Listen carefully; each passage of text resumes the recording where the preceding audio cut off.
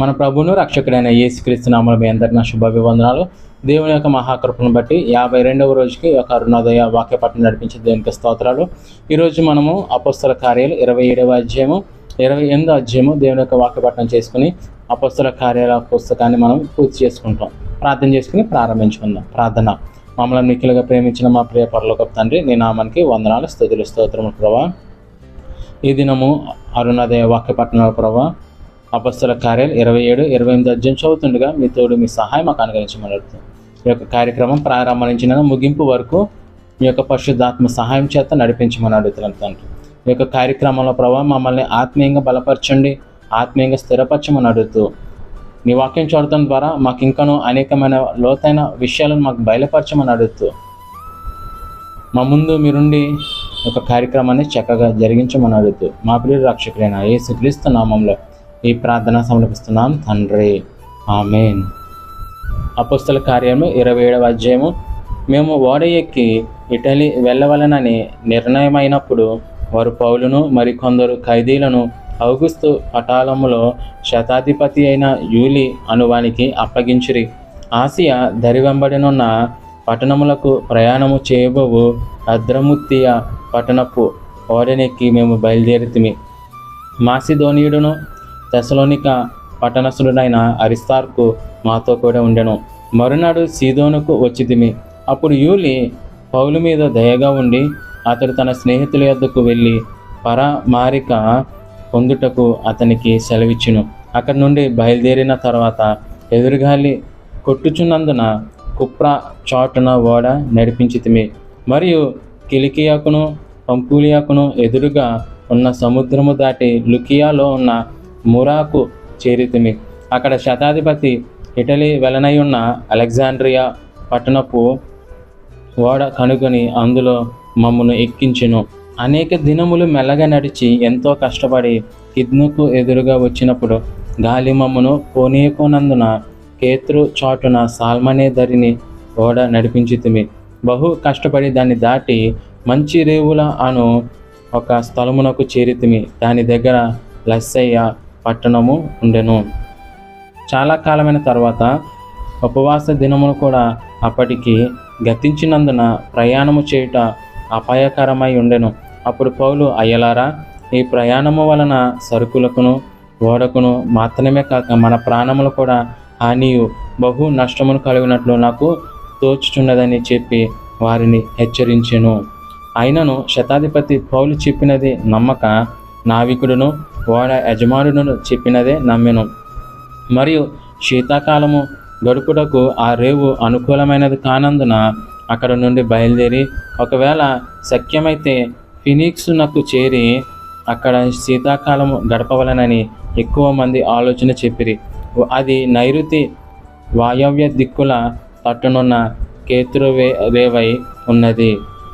మరియు దక్షిణపు గాలి మెల్లగా విసురుచుండగా వారు తమ ఆలోచన సమకూడదని తలంచి లంగరెత్తి కేతురు ధరిని ఓడ నడిపించిరి. కొంచెము సేపైన తర్వాత ఉరుకులోను అను పెనుగాలి కేతురు మీద నుండి విసిరెను. దానిలో ఓడ చిక్కుకొని గాలికి ఎదురు నడవలేక పోయినందున ఎదురు నడిపించుటకు మాని గాలికి కొట్టుకుపోతిమి.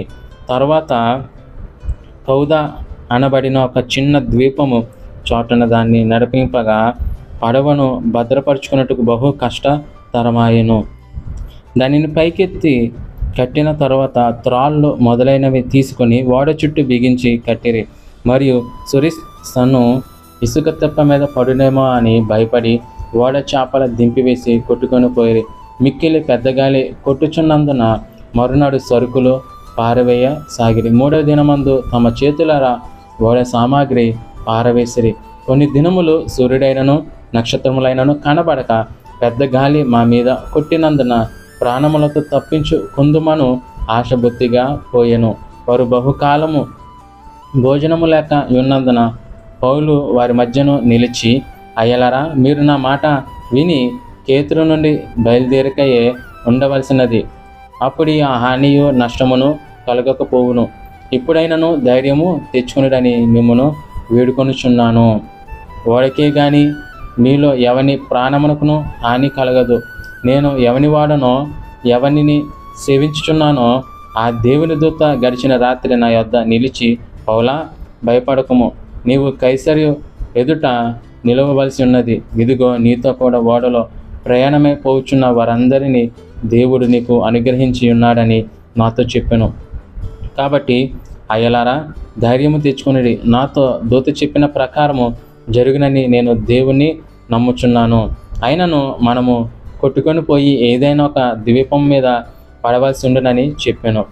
14వ రాత్రి వచ్చినప్పుడు మేము అద్రియా సముద్రంలో ఇటు అటు కొట్టుకొని పోచుండగా అర్ధరాత్రి వేళ ఓడవారు ఏదో ఒక దేశము దగ్గర పడుచున్నదని ఊహించి బురద వేసి చూచి 20 బారల లోతని తెలుసుకొనిది. ఇంకను కొంత దూరము వెళ్ళిన తర్వాత మరలా బురద వేసి చూచి 15 బారల లోతని తెలుసుకొనిది. అప్పుడు రాత్రి తిప్పలగల చోట్ల పడుదునేమో అని భయపడి వారు ఓడ అమరులో నుండి 4 లంగర్లు వేసి ఎప్పుడు తెల్లవారునా అని కాచుకొని ఉండిరి. అయితే ఓడవారు ఓడ విరిచి పారిపోవాలనని చూచి తాము అణివిలో నుండి లంగర్లు వేయబోనట్లుగా సముద్రంలో పడవ దింపివేసిరి. అందుకు పౌలు, వీరు ఓడలో ఉంటేనే కానీ మీరు తప్పించుకొనలేరని శతాధిపతితోనూ సైనికులతోనూ చెప్పాను. వెంటనే సైనికులు పడవ త్రాళ్ళు కోసి దాన్ని కొట్టుకొని పోనిచ్చిరి. తెల్లవారుచుండగా పౌలు, 14 దినముల నుండి మీరేమీ పుచ్చుకొనక ఉపవాసంతో కనిపెట్టుకుని ఉన్నారు గనక ఆహారము పుచ్చుకొనడని మిమ్మును వేడుకొనుచున్నాను. ఇది మీ ప్రాణ రక్షణకు సహాయమగును. మీలో ఎవని తల నుండి ఒక వెంట్రుకైనను నశింపదని చెప్పుచు ఆహారము పుచ్చుకొనుడని అందరినీ బతిమాలెను. ఈ మాటలు చెప్పి ఒక రొట్టె పట్టుకొని అందరి ఎదుట దేవునికి కృతజ్ఞతాస్తుతులు చెల్లించి దాన్ని విరిచి తినసాగాను. అప్పుడు అందరూ ధైర్యము తెచ్చుకుని ఆహారం పుచ్చుకొనిరి. ఓడలో ఉన్న మేమందరము 276. వారు తిని తృప్తి పొందిన తర్వాత గోధుమలను సముద్రంలో పారబోసి ఓడ తేలిక చేసిరి. ఉదయమైనప్పుడు అదే దేశమో వారు గుర్తుపట్టలేదు, కానీ దరిగల ఒక సముద్రపు పాయను చూచి సాధ్యమైన ఎడల అందులోనికి ఓడను త్రోయవలెనని ఆలోచించిరి. గనుక లంగర్ల తార్లు కోసి వాటిని సముద్రంలో విడిచిపెట్టి చుక్క నూల కట్లు విప్పి ముందంటి తెరచాప గాలికెత్తి సరిగా దరికి నడిపించిరి. గాని 2 ప్రవాహములు కలిసిన స్థలమందు చిక్కుకొని ఓడను మెట్ట పట్టించిరి. అందువలన అనివి కూరుకుపోయి కదలక ఉండెను. అమరము ఆ దెబ్బకు బద్దలై పోసాగాను. ఖైదీలలో ఎవడను ఈదుకొని పారిపోకుండానట్లు వారిని చంపవలనని సైనికులకు ఆలోచన పుట్టెను. గాని శతాధిపతి పౌలును రక్షింప నిర్దేశించి వారి ఆలోచన కొనసాగనీయక మొదట ఈదగలవారు సముద్రంలో దుమికి దరికి పోవలెననియు, కడమవారిలో కొందరు పలకల మీదను కొందరు ఓడ చెక్కల మీదను పోవలెననియు ఆజ్ఞాపించెను. ఇలాగూ అందరూ తప్పించుకొని దరిచేరిరి. 28వ అధ్యాయము. మేము తప్పించుకున్న తర్వాత ఆ ద్వీపము మెలితి అని తెలుసుకుంటమి. ఆ నాగరికులకు ఆ ద్వీపవాసులు మాకు చేసిన ఉపచారం ఇంతంతా కాదు. ఎలాగనగా అప్పుడు వర్షము కురిచు చలిగా ఉన్నందున వారు నిప్పు రాజబెట్టి మమ్మును అందరినీ చేర్చుకొనిరి. అప్పుడు పౌలు మోపేడు పుల్లలేరి నిప్పుల మీద వేయగా ఒక సర్పము కాకకు బయటకు వచ్చి అతని చెయ్యి పట్టెను. ఆ ద్వీపవాసులు ఆ జంతువు అతన్ని చేతిని వేలాడుట చూచినప్పుడు నిశ్చయముగా ఈ మనుషుడు నరహంతకుడు, ఇతడు సముద్రము నుండి తప్పించుకొనినను న్యాయం అతనిని బ్రతకనీయదని తమలో తాము చెప్పుకొనిరి. అతడైతే ఆ విష జంతువును అగ్నిలో జాడించి వేసి ఏ హాని పొందలేదు. వారు అతని శరీరము వాచునో లేక అతడు అకస్మాత్తుగా పడి సచ్చునో అని కనిపెట్టుచుండిరి.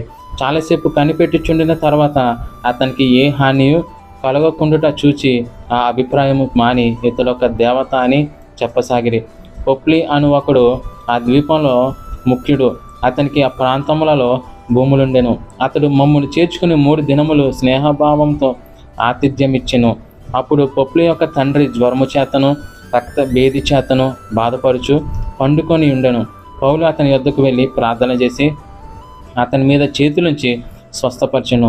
ఇది చూచి ఆ ద్వీపంలో ఉన్న కడమ రోగులు కూడా వచ్చి స్వస్థత పొందిరి. మరియు వారు అనేక సత్కారములతో మమ్మను మర్యాద చేసి మేము ఓడ ఎక్కి వెళ్ళినప్పుడు మాకు కావలసిన వస్తువులు తెచ్చి ఓడలో ఉంచిరి. 3 నెలలైన తర్వాత ఆ ద్వీపమందు శీతాకాలం అంతయు గడిపిన అశ్విని చిహ్నములు గల అలెగ్జాండ్రియా పట్టణపు ఓడ ఎక్కి బయలుదేరి సురకు సైకి వచ్చి అక్కడ 3 దినములుంటిమి. అక్కడ నుండి చుట్టూ తిరిగి రేగియోకు వచ్చి 1 దినమైన తర్వాత దక్షిణపు గాలి విసురుట వలన మరునాడు పొతియోలికి వచ్చితిమి. అక్కడ సహోదరులను మేము చూచినప్పుడు వారు తమ యొద్ద 7 దినములు ఉండవలెనని మమ్మను వేడుకొనిరి. ఆ మీదట రోమాకు వచ్చితిమి. అక్కడి నుండి సహోదరులు మా సంగతి విని అప్పియా సంతపేట వరకును త్రిసత్రముల వరకును మమ్మను ఎదుర్కొనుటకు వచ్చిరి. పౌలు వారిని చూచి దేవునికి కృతజ్ఞతాస్తుతి చెల్లించి ధైర్యము తెచ్చుకొనెను. మేము రోమాకు వచ్చినప్పుడు పౌలు తనకు కావలి ఉన్న సైనికులతో కూడా ప్రత్యేకముగా ఉండుటకు సెలవు పొందెను. 3 దినములైన తర్వాత అతడు యూదులలో ముఖ్యులైన వారిని తన యొద్దకు పిలిపించెను. వారు కూడి వచ్చినప్పుడు అతడు, సహోదరులారా, నేను మన ప్రజలకైనను పితరుల ఆచారములకైనను ప్రతికూలమైనది ఏది చేయకపోయినను యెరూషలేము నుండి రోమీల చేతికి నేను ఖైదీగా అప్పగించబడితిని. వీరు నన్ను విమర్శ చేసిన యందు మరణమునకు తగిన హేతువేది లేనందున నన్ను విడుదల చేయగోరేరు గాని యూదులు అడ్డము చెప్పినందున నేను కైసరి ఎదుట చెప్పుకొందునన్న వలసి వచ్చాను. ఆయనను ఇందువలన నా స్వజనం మీద నేరమేమీ మోపవలనని నా అభిప్రాయము కాదు. ఈ హేతువు చేతనే మిమ్మును చూచి మాట్లాడవలనని పిలిపించి తిని ఇశ్రాయేలు యొక్క నిరీక్షణ కోసము ఈ గొలుసుతో కట్టబడి ఉన్నానని వారితో చెప్పాను. అందుకు వారు, యూదయ నుండి నిన్ను గూర్చి పత్రికలు మాకు రాలేదు. ఇక్కడికి వచ్చిన సహోదరులలో ఒక్కడైనను నిన్ను గూర్చి చెడు సంగతి ఏదీ మాకు తెలియపరచను లేదు, మరియు ఎవరును చెప్పుకొనను లేదు. ఆయనను ఈ విషయమై నీ అభిప్రాయము నీ వలన వినగోర్చున్నాము. ఈ మతభేదమును గూర్చి అంతటా ఆక్షేపణ చేయుచున్నారు. ఇంత మటుకు మాకు తెలియననిది. అతనికి 1 దినము నియమించి అతని బసలోనికి అతని యొద్దకు అనేకులు వచ్చిరి. ఉదయం నుండి సాయంకాలం వరకు అతడు దేవుని రాజ్యమును గూర్చి పూర్తిగా సాక్ష్యమిచ్చుచు మోషే ధర్మశాస్త్రంలో నుండి ప్రవక్తలలో నుండి సంగతులెత్తి యేసును గూర్చి వివరముగా బోధించుచు వారిని ఒప్పించుచుండెను. అతడు చెప్పిన సంగతులు కొందరు నమ్మిరి, కొందరు నమ్మకపోయిరి.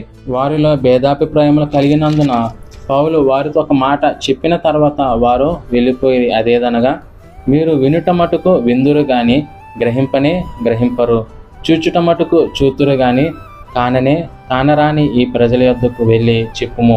ఈ ప్రజలు కనులారా చూచి చెవులారా విని మనసారా గ్రహించి నా వైపు తిరిగి నా వలన స్వస్థత పొందుకొండునట్లు వారి హృదయము క్రొవ్వియున్నది. వారు చెవులతో మందముగా విని కనులు మూసుకొని ఉన్నారు అని పరిశుద్ధాత్మ యెషయా ప్రవక్త ద్వారా మీ పితరులతో చెప్పిన మాట సరియే. కాబట్టి దేవుని వలనైన ఈ రక్షణ అన్యజనుల యొద్దకు పంపబడి ఉన్నదని మీరు తెలుసుకొందురుగాక. వారు దాన్ని విందురు. పౌలు 2 సంవత్సరములు పూర్తిగా తన అద్దెయింట కాపురముండి తన యొద్దకు వచ్చువారందరినీ సన్మానించి ఏ ఆటంకమును లేక పూర్ణ ధైర్యముతో దేవుని రాజ్యమును గూర్చి ప్రకటించుచు ప్రభువుని యేసు క్రీస్తును గూర్చిన సంగతులు బోధించుచు ఉండెను. దేవుడు యొక్క వాక్యమును దీవించి ఆశీర్వదించునుగాక. ఆమేన్. ప్రార్థన చేసుకుని యొక్క కార్యక్రమాన్ని మనం ముగించుకుందాం. ప్రార్థన. మమ్మల్ని మిక్కిలిగా ప్రేమించిన మా ప్రియ పరలోకపు తండ్రి, నీ నామానికి వందనాలు ప్రభా. ఈ దినము అపొస్తలుల కార్యములు తండ్రి 27, 28 అధ్యాయం చదవడానికి ఇచ్చిన కృపగా స్తోత్రము తండ్రి. ఈ రోజుతో ప్రభా అపొస్తలుల కార్యముల పుస్తకము దేవ పూర్తి చేయడం జరిగింది. నీ చిత్తమైతే తిరిగి రేపు ఉదయం 5 గంటలకి అరుణోదయ వాక్యపట్టణంలో ప్రభా రోమిలు రాసిన పత్రిక ప్రారంభిస్తున్నగా తండ్రి, మీ తోడు మీ సహాయం మాకు అనుగ్రహించమని అడుగుతున్నాను. ఈ దినమంతే మేము చేస్తున్న ప్రయత్నంలో పనులు అన్ని విషయాల్లో మాకు తోడు సహాయం అనుగ్రహించమని అడుగుతాం. మా ప్రియుడు రక్షకుడైన యేసు క్రీస్తు నామంలో ఈ ప్రార్థన సమర్పిస్తున్నాం తండ్రి. ఆమేన్. అందరికీ వందనాలండి.